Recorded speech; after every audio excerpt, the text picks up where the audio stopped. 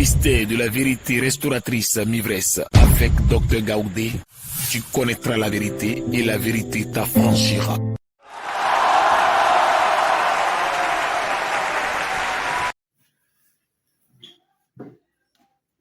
Je vous salue dans le nom de Jésus de Nazareth. On baisse la tête, Père. C'est le moment de ta parole. Ce n'est pas ma parole, mais c'est ta parole. Enseigne tes enfants. Instruis-nous, Seigneur, spirituellement. Élève-nous, équipe-nous. Et fais éclater ta gloire, Seigneur, par ta connaissance, par ta parole. Bénis, Seigneur, ce message et toi, mais prends la place que moi je me fasse. Agis au nom de Jésus. Amen. Notre texte d'aujourd'hui, qui nous conduit dans cet enseignement, est tiré du livre de Exode, chapitre 5.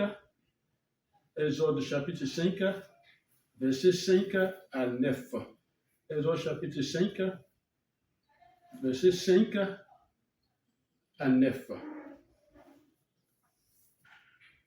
Au verset 5, il est dit, Pharaon dit, voici ce peuple est maintenant nombreux dans le pays. Et vous lui feriez interrompre ses travaux. Et ce jour même, Pharaon donna cet ordre aux inspecteurs du peuple et aux commissaires. Vous ne donnerez plus, comme auparavant, de la paille au peuple pour faire des briques, qu'ils aillent eux-mêmes ramasser de la paille. Au verset 8. Vous leur imposerez néanmoins la quantité de briques qu'ils faisaient auparavant.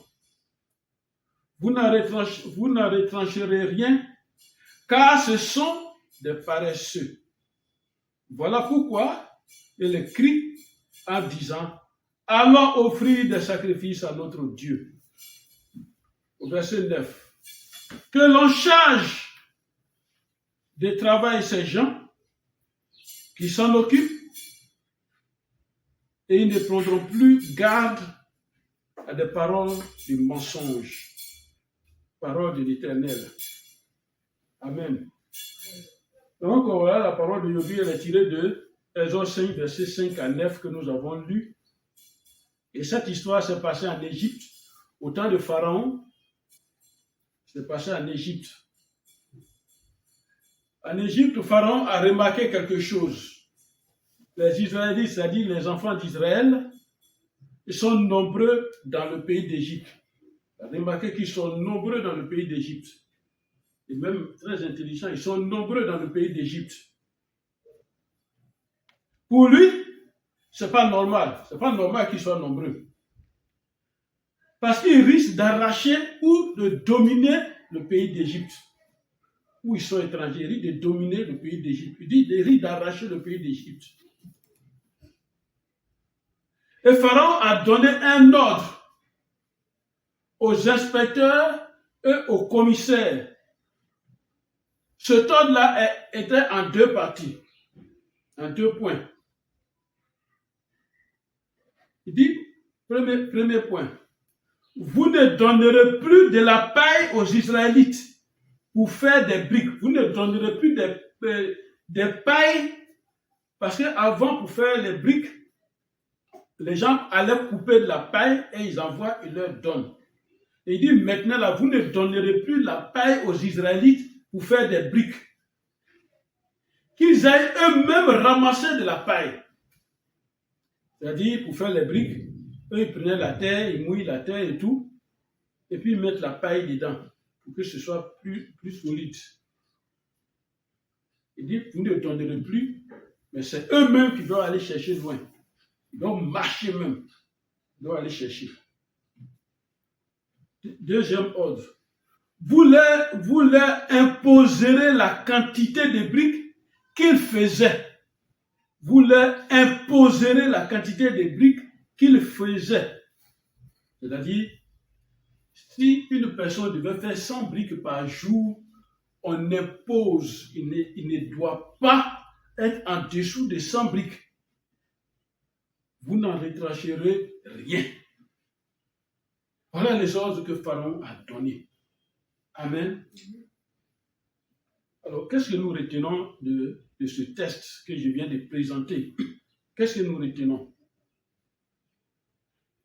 Le Seigneur veut nous parler de quelque chose aujourd'hui. Le thème, c'est l'imposition.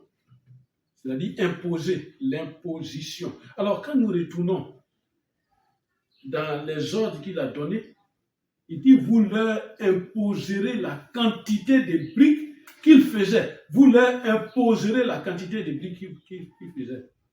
L'imposition. C'est-à-dire imposer. Amen. Vous leur imposerez. Dans ta vie, toi qui suis cette vidéo, toi qui suis ce message, dans ta vie, il y a quelque chose qui t'empêche d'être heureux. Un comportement qui chasse beaucoup de bonnes choses dans ta vie. Une ou des destructions continuelles. Une maladie que tu trouves normale et qui est dans ton corps, tu trouves normal, mais cette maladie-là te ronge. Il y a des blocages que tu ne comprends pas. Des chemins fermés. Des difficultés incompréhensibles. Comme s'il y avait des barrières routières sur ton chemin, sur le chemin de ta vie. Comme s'il y avait des barrières routières. Tu ne comprends pas.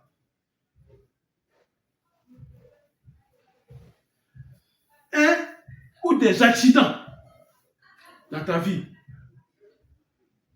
Comment toutes ces choses sont arrivées dans ta vie? Amen. Voilà un peuple, les Hébreux, Israélites, quittent chez eux, ils viennent en Égypte, ils étaient heureux. Mais comment l'esclavage est arrivé dans leur vie? Pourquoi cela t'arrive? Pourquoi avec tous ces diplômes, tu es encore au chômage? Pourquoi? Pourquoi ces mauvaises choses? Pourquoi ces mauvaises choses ont perdu dans ta vie? Comment ça se fait qu'on te rejette là où on reçoit bien les gens? Toi, quand tu arrives là, on doit te rejeter. Comment ça se fait? Est-il normal qu'à 40 ans, 45 ans et plus, que tu sois encore célibataire? Est-il normal? Toi qui suis cette vidéo, est-ce que c'est normal? Pourquoi ce retard? Pourquoi cette stagnation? C'est-à-dire ta vie, elle ne bouge pas comme un lac. Ça y est, là, ça ne bouge pas. Ça y est sur lui-même. Pourquoi cet arrêt? Pourquoi cette vie stagnante? Pourquoi ces restrictions dans ta vie? C'est à ces questions-là que notre Seigneur Jésus-Christ répondra dans ce message d'aujourd'hui. Amen. Amen. Amen. Alors, assieds-toi bien. Toi qui suis cette vidéo. Toi qui me suis, assieds-toi bien. Car tu connaîtras la vérité t'affranchira. Amen. Ce sont des situations que nous vivons sur la terre. Alors, suis-moi bien.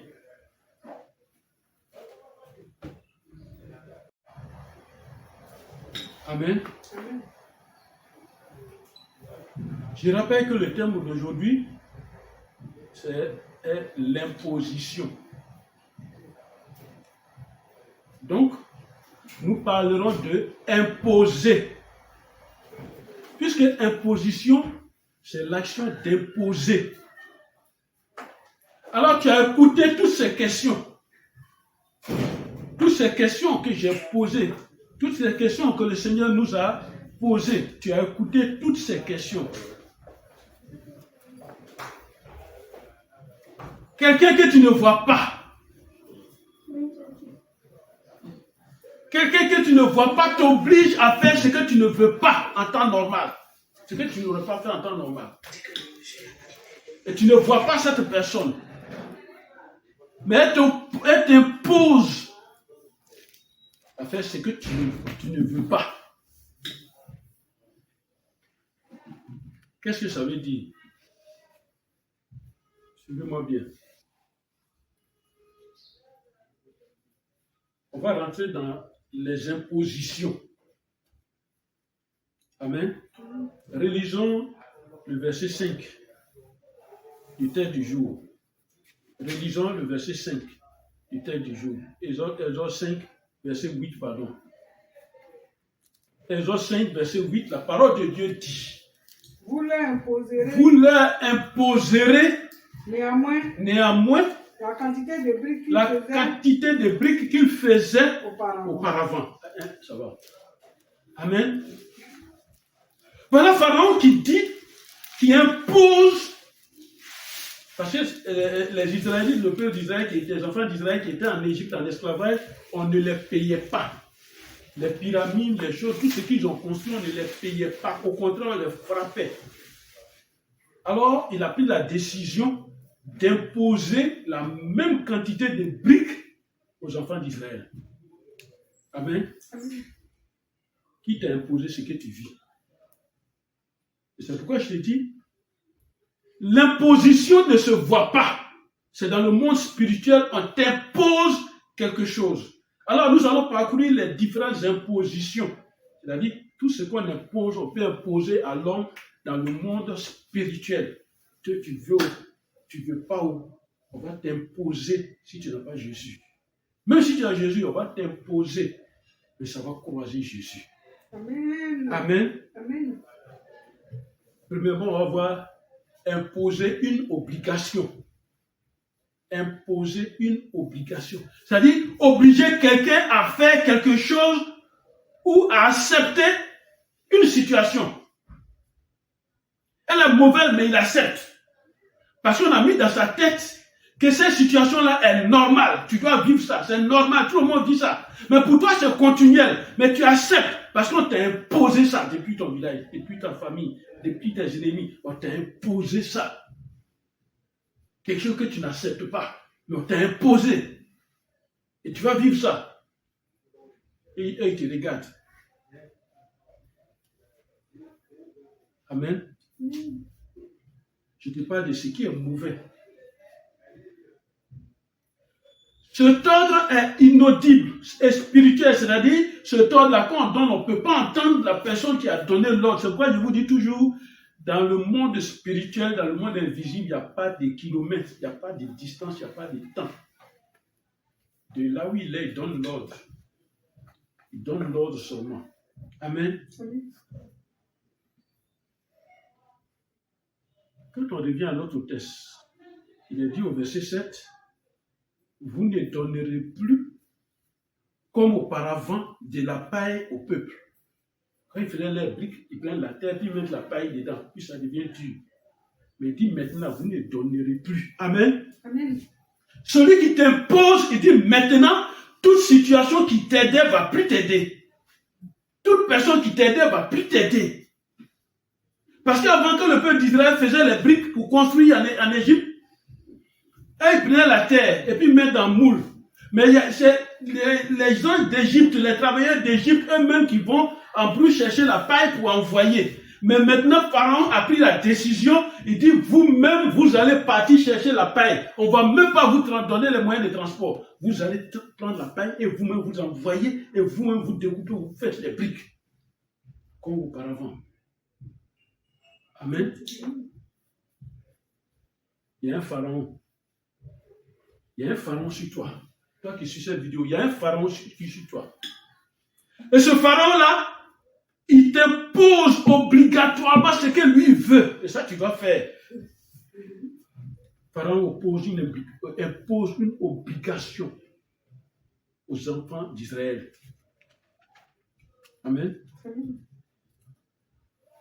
Je te répète la question. Qui t'impose ce que tu vis? Tu vas me dire, non, je ne vis rien. Donc, tu vas comprendre. Amen. On t'impose à porter une charge. Et cette charge-là, elle est diabolique. Et je vous dis, quelqu'un qui se lève, qui n'a même pas fait quelque chose la nuit, n'a même pas travaillé, qui n'a rien fait, il se lève le matin, il est tout fatigué. D'où ça vient ça? On t'a imposé de transporter des choses la nuit, quelle que soit la chose. Amen. Et cette charge-là est sur toi qui me suis. On t'impose un comportement. Amen. Voilà. On peut t'imposer un comportement. Ce comportement-là fait que quand tu es même à pleine ville, on t'a insulté un peu sûrement, il y a une voix qui va te dire, ce qu'on t'a dit là, c'est grave, il faut tuer. Puis tu vas tuer. C'est ce qu'on t'a imposé pour que tu sois dans des problèmes. Amen. On t'impose un comportement. On t'impose une volonté à suivre. C'est-à-dire ce que l'ennemi lui veut, là, c'est ce qu'il dit. Il dit, il n'a qu'à faire accident. Et puis on t'a imposé ça. Toi, tu ne sais pas. Tu t'en vas. Vous voyez, c'est pourquoi il est important de prier. Amen. Nous sommes dans une position obligatoire. Il ne faut pas qu'on nous impose une volonté qu'on ne veut pas suivre. Parce que chaque homme a sa volonté. Mais nos ennemis, ceux qui savent bien manipuler le monde spirituel, ils n'ont pas besoin de faire du tapage. Il suffit qu'ils se concentrent sur moi et puis ils sont en train de dire quelque chose sur ton âme. Il impose quelque chose. Amen. Amen. On t'impose ce que tu es obligé de faire. On t'impose ça. Regardez, la Bible dit, si vous êtes mort avec Christ au rudiment du monde, pourquoi comme si vous vivez dans le monde, vous impose-t-on des préceptes? C'est-à-dire, si vous êtes en Christ, pourquoi vous acceptez que dans le monde, on vous impose encore des lois? Ne fais pas ça. Tu as dit, ne fais pas ça, on ne fait pas ça, ne fais pas ça, on ne fait pas ça. Par des révélations, on va te restreindre la vie. On t'impose des choses. Colossiens 2, verset 20 le dit. Amen. Amen. Dieu peut imposer silence à l'ennemi. Amen. Et il dit, il est au vindicatif.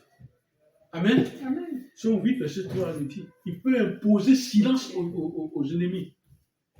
C'est-à-dire que quand tu as une relation avec ton Dieu, quand le moment arrive, il va imposer silence.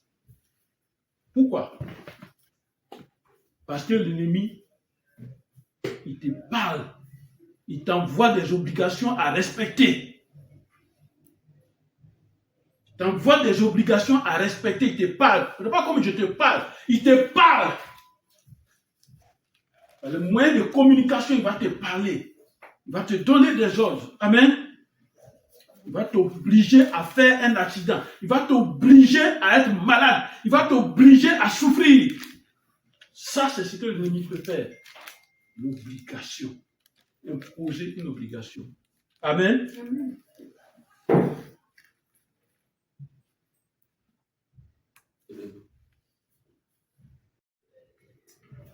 Amen. Donc, on a parlé d'imposition obligatoire. Vous voyez, quand je dis ces choses que Dieu révèle, on n'a plus besoin de faire ribababa, donner révélation. Je vais sortir de la maison que toute chose qu'on m'a imposée en mal, j'impose silence aussi à toutes ces choses au nom de Jésus. Amen. Amen. J'annule toutes les impositions, tout ce qu'on m'a imposé de vivre ou de faire, je les annule au nom de Jésus. Amen. Amen. Amen. Là, c'est la manière de prier. Amen. Amen. Imposer une décision. Là, on n'avait pas d'obligation. Imposer une décision. Amen. Il faut dire que dans le monde spirituel, les décisions sont respectées. C'est pas comme dans le monde physique où je peux dire, bon, je viens te voir ce soir. Hein. Ce soir, lui, je ne vais pas, il n'y a rien. Mais dans le monde spirituel, dans le monde invisible, si je dis, je viens te voir, si je ne viens pas, je vais rembourser ça. Je vais payer ça. Pourquoi je ne suis pas venu, je vais payer. Amen. Amen. Voilà. Or, dans le monde physique, ça, c'est rien. C'est ça qui explique l'importance de la décision dans le monde spirituel. Quand on prend une décision, une mère peut prendre une décision contre toi. Ça ne change pas. Ça ne va pas changer. Un père, un frère, un parent peut prendre une décision contre toi. Ça ne peut pas changer. Ça, c'est le monde spirituel méchant, ça. Et si la décision de mort de Jésus, Amen, Amen. il y a eu une décision de mort de Jésus sur lui-même. Allons dans Matthieu 2, verset 16. Matthieu 2, verset 16. Matthieu 2, verset 16.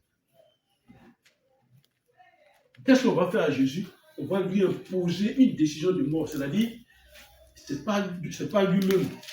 C'est-à-dire, au moins si on lui avait demandé, est-ce qu'on peut te tuer? Non, non, on impose une décision de mort à Jésus. Matthieu 2, verset 16. Je te dis, Matthieu 2, verset 16. Premier livre des évangiles. Alors, Hérode, voyant qu'il avait été joué par les mages, s'est mis dans une grande colère. Hérode va se mettre dans une grande colère. Et il envoya tuer tous les enfants Voilà. de 2 ans au-dessus, s'ils étaient à Bethléem et dans tout son territoire. Voilà. Selon la date dont il s'était soigneusement acquis auprès des mages. Voilà. Amen. Amen. Voilà Hérode. Hérode a pris une décision contre Jésus-Christ. Jésus est né. C'est un enfant. Alors, quand il est né, on dit que c'est un roi qui vient de naître. Alors que lui, il est roi. Il dit, bon, lui va tuer tous les enfants de son âge. Mais il a été dribblé. Divinement informé, Joseph a pris Jésus, il a pris Marie, Dieu leur a dit, allez en Égypte. Donc ils ont dribblé Hérode. Hérode est fâché, il a pris une décision. Tuez-moi tous ces enfants, là je ne vais pas me tromper, qu'on va tuer tous ces enfants de son ordre, de son âge. Alors, je suis convaincu qu'il est mort. Amen. Dieu, lui, n'impose pas. Dieu n'impose pas. C'est le diable qui impose cette décision. Imposer une décision, c'est la prendre de manière autoritaire et l'appliquer sans discussion. Je répète, imposer une décision à quelqu'un, c'est prendre cette décision-là de manière autoritaire et l'appliquer sans discuter, sans discussion. Donc une décision qu'on t'impose, il n'y a pas de discussion. Elle doit se faire. Quand ils ont décidé de tuer Jésus, il n'y a pas de discussion. Ceux qui étaient là sont d'accord. Mais ils se promènent, ils ne donnent pas le secret. C'est pris. Il vient imposer cette décision-là. Et Jésus se promène, cette décision est sur lui. Amen. Il n'y a pas de discussion dans ce cas. Amen. C'est décidé pour toi et ça doit se réaliser. Il faut dire que ça ne se réalisera pas pour moi au nom de Jésus. Ça ne se réalisera pas pour moi au nom de Jésus. Amen. Amen. Remarquez très bien comment Jésus traite les démons. Quand vous lisez les évangiles, comment Jésus traite les démons? C'est ce qu'il nous a appris et que nous faisons. On les chasse, on impose silence. Impose silence à la situation. Quelle que soit la situation, impose silence. Jésus était dans une barque avec ses disciples. Et le vent, un violent vent s'est levé sur l'eau. Il y avait les vagues, la bague, la pirogue allait se renverser, se mélanger. Ça faisait comme ça, les gens criaient. Qu'est-ce que Jésus a fait? Jésus intervient pour dire quoi? Jésus a dit au vent, silence! Jésus a dit aux vagues, calme-toi! Jésus n'a pas discuté, il a imposé le calme. Impose le calme dans ta maison. Quand tu vois que c'est mélangé, on n'a pas besoin de faire d'abord des révélations. Tu vois qu'il y a quelque chose qui ne va pas. L'atmosphère lourde, ça ne va pas. Ce que tu sens, mais ça ne va pas. Arrête-toi au salon. À l'heure où tout le monde dort, impose le silence. Il va y avoir silence. Au nom de Amen. Jésus. Amen. Amen.